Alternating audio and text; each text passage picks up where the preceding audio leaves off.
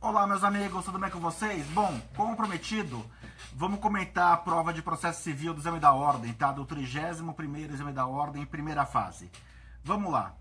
Questão 51, tá? Julieta ajuizou demanda em face de Rafaela a fim de provar os fatos constitutivos do seu direito. Arrolou as testemunhas Fernanda e Vicente. A demandada, por sua vez, arrolou as testemunhas Pedro e Mônica. Durante a instrução, Fernanda e Vicente em nada contribuíram para o esclarecimento dos fatos, enquanto Pedro e Mônica confirmaram o alegado na petição inicial. Em razões finais, o advogado da autora requereu a procedência dos pedidos, ao que se contrapôs o patrono da ré, sob o argumento de que as provas produzidas pela autora não confirmaram suas alegações finais. Ademais, as provas produzidas pela ré não podem prejudicá-la. Bom, a alternativa correta do gabarito da AGV, e é a correta mesmo, é até óbvio isso, tá? É a alternativa B. O advogado demandante está correto, porque a prova, uma vez produzida, meus amigos, pode beneficiar parte distinta de quem a requereu. O destinatário da prova não é a parte, o destinatário da prova é o juízo, tá legal? O destinatário da prova é o juízo. Tô com o telefone aqui, desculpa aí, mas então o destinatário da prova é o juízo, não é a parte, tá? Então, por favor, quando você for advogado, você vai se formar, vai passar no exame da ordem, vai passar da segunda fase, não é para você instruir testemunha sobre o que ela deve falar, mas antes de ouvir uma testemunha, converse com ela para saber se o que ela vai falar ajuda ou atrapalha seu cliente, tá legal? Tá? Bom, a questão 52. E é na questão 52 que o bicho pega um pouco, meus caros. Eu vou te falar por quê. Questão 52, o gabarito da questão é a alternativa D. Vamos lá agora. Um advogado elabora uma petição inicial em observância aos requisitos legais. Da análise da peça postulatória, mesmo se deparando com controvérsia fática... Tirar o som do telefone aqui, meus amigos. Mesmo se deparando com controvérsia fática, o magistrado julga o pedido improcedente liminarmente. Lembrando que a improcedência liminar é julgamento de mérito. Diante dessa situação, o patrono do autor opta por recorrer contra o provimento do juiz, arguindo nulidade da decisão por necessidade de dilação probatória. Com base nessa situação hipotética, assinale a alternativa correta. A. O advogado pode aduzir que antes de proferir a sentença extintiva, o juiz deve necessariamente determinar a emenda inicial, em atenção ao princípio da primazia de mérito. Detalhe, sentença extintiva sim, daí o juiz deve determinar a emenda inicial, mas extinção do processo sem o julgamento do mérito. A improcedência liminar do pedido é com o julgamento do mérito. Não existem hipóteses de procedência liminar no atual sistema processual. Bobagem, o artigo 332 não dá essas hipóteses. Alternativa C. Somente a inépcia da petição inicial autoriza a improcedência liminar dos pedidos. Não, a inépcia da petição inicial, se não for emendada, ela autoriza a extinção do feito sem o julgamento do mérito, ok? Alternativa D, que é a correta. Nas hipóteses em que há necessidade de dilação probatória, não cabe improcedência liminar do pedido. Então, meus amigos, essa alternativa é a correta, é a do gabarito, mas não é que ela é a correta. Na verdade, ela é a menos errada. A GV formulou uma questão mal formulada. Vou explicar por quê. Deixa eu entrar aqui na página do Planalto, que eu não decoro texto de lei. Vamos lá, artigo 332. Nas causas que dispensem fase instrutória, o juiz, independentemente da citação do réu, julgará improcedente pedido que contrariar. Enunciado de súmula do Supremo Tribunal Federal, do STJ, acordo do STJ ou do STE em recurso repetitivo. Entendimento firmado, incidente de resolução de demanda repetitiva ou assunção de competência. Tá? Então...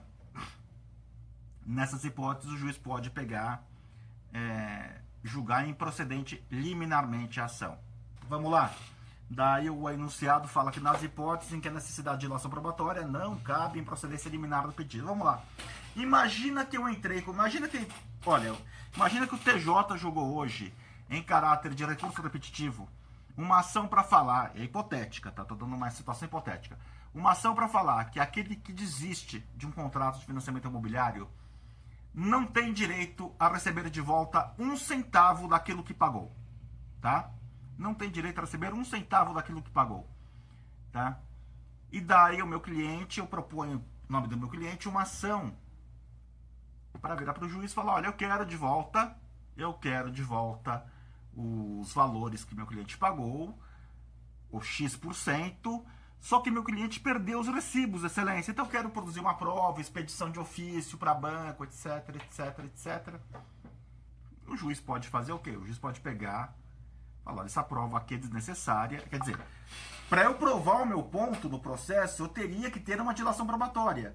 Só que é inútil eu provar esse ponto, porque provando esse ponto, em nada vai mudar, porque o recurso repetitivo hipotético, seria o recurso repetitivo número X, o recurso repetitivo hipotético nos daria que essa prova seria inútil, então a ação vai ser julgada improcedente liminarmente. Então, na verdade, o candidato, o bacharel que assinalou essa alternativa aqui, assinalou a alternativa menos errada numa questão mal formulada pela GV, tá? Infelizmente, vocês vão ter que tomar cuidado com isso no nome da ordem. Muitas vezes o enunciado das questões é mal formulado, tá legal? Tá? Bom, vamos lá, amigos. Questão 53 da prova branca. Marco foi contratado por Júlio para realizar obras de instalação elétrica no apartamento deste. Por negligência de Marcos, houve um incêndio que destruiu boa parte dos imóveis que o guarneceu. Como não conseguiu obter a reparação do prejuízo, Júlio ajuizou uma ação em face de Marcos, obteve a condenação ao pagamento de R$148 mil. Após a aprovação da sentença, foi interposta a apelação por Marcos, que ainda aguarda o julgamento pelo tribunal. Júlio, em ato contínuo, apresentou cópia da sentença perante o cartório de registro de imóveis para o registro da hipoteca judiciária sobre o imóvel de propriedade de Marcos, visando garantir futuro pagamento do crédito, tá? Meus amigos, alternativa D. Júlio poderá levar a registro a sentença, uma vez que constituída a hipoteca judiciária, esta conferirá a Júlio o direito de preferência em relação a outros credores, observada a prioridade do registro, tá? A gente já falou sobre isso em alguns vídeos do canal, né? Isso se comunica de uma forma direta com o princípio da concentração na matrícula, tá legal? Questão 55, amigões. Em um processo em que Carla disputava a titularidade do apartamento com Marcos, Marcos obteve sentença favorável para apresentar em juízo cópia de contratos de compra e venda e termo de quitação, anteriores ao contrato firmado por Carla.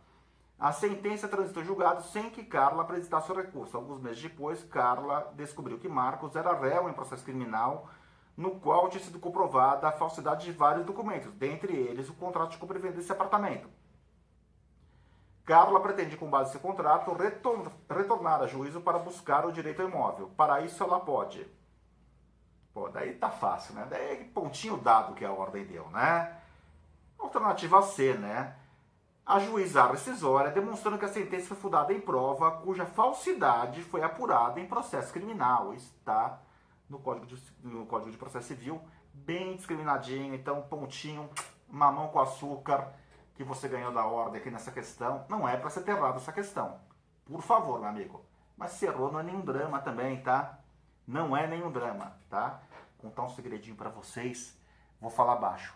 Eu não passei no primeiro exame da ordem que eu fiz. Tá bom? Mas não conta para ninguém. Bom, vamos lá, continuando. Questão 56, meus amigos. Gustavo procura você como advogado visando o ajuizamento de uma ação possessória em face de João para defesa da posse de imóvel localizada em Minas Gerais. Na defesa dos interesses do seu cliente, quanto a ação possessória ser proposta, a alternativa correta. Bom, a alternativa correta aqui é por exclusão, tá? É a alternativa B. Na pendência de uma ação possessória, Gustavo e João não podem discutir entre si a titularidade de domínio do imóvel. Mas eles podem, eventualmente, discutir contra uma terceira pessoa a titularidade de domínio desses. Imagina que uma terceira pessoa move ou se propõe a ser a proprietária do imóvel, ou propõe o uso capião do imóvel, qualquer coisa assim, tá legal? Então, assim, os dois não podem entre si discutir a titularidade de domínio. Tem que resolver primeiro a questão possessória. Resolvida a questão possessória, daí sim, eles podem até brigar entre si pela questão da titularidade de domínio. Mas, em face de terceiros podem, tá legal?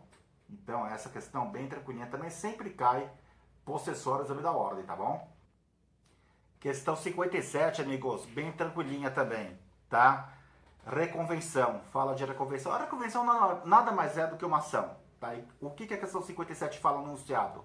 Um casal processa, quer dizer, um arquiteto processa um casal por conta de um honorário profissional não pago, tá?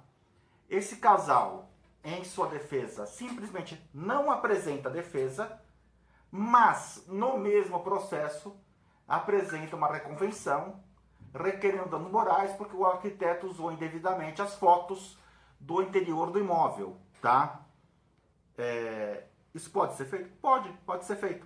O casal reconhece que tem aquele débito, tá? Então, se o casal reconhece que tem aquele débito, não precisa apresentar defesa para falar, vou me defender do quê? Eu reconheço que eu devo 10 mil reais, eu vou me defender para falar que não quero pagar porque eu não quero pagar. O casal reconhece que tem aquele débito, então não apresenta defesa em relação ao pedido, mas aproveita a ação para, na própria defesa, que não foi oferecida, apresentar uma reconvenção, tá? Para postular esse dano moral. Cabível. A reconvenção nada mais é que uma figura de economia processual, tá legal? Então, totalmente cabível. Alternativa B, facinho essa questão também, tá legal? Bom, meus amigos, com isso acabamos os comentários das questões de processo civil, tá? Questões número 51 a 57, tá? Eu vou fazer outros vídeos comentando todas as questões do exame da ordem, até aquelas que não são da minha área de atuação. Lembrando que eu posso falar só com propriedade de processo civil, mas vou estudar um pouquinho os temas em homenagem a vocês que estão aqui no meu canal, para falar também das questões constitucional, civil, etc. Tá legal?